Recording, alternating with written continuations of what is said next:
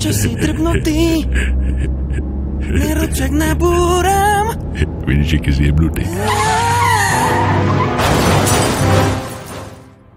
Tak ja normálne sedím si na pumpe, ako každý večer, áno, lebo robím v takej nemenovanej SMS-ke a upíjam si moje kapučínko, klasicky, áno, a zrazu dostajem hlásenie, že sa jedná o nejaké lúpečné prepadnutie, áno, že v banke oproti. Čo je?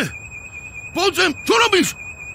Tak on tak na mňa akože vyhúpol a ja som sa nezlakol, som ho zebral, vyťahol som ho von a hneď bám, spustil som mu jednu na solár. Solár, brucho, solár, kombinát.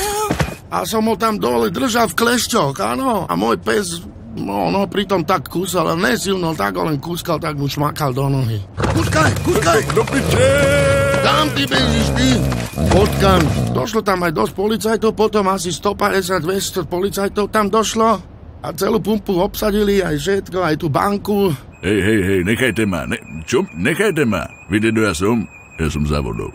Potom teraz ma navrhujú na nejaké vyznamenanie, že za odvahu do Robocopa mám dostať. Proste nemáš na to, keď tu nebývaš, áno? Ja dojdem a dám ťa dole, rozumíš? Bám, dám ti to. Aha.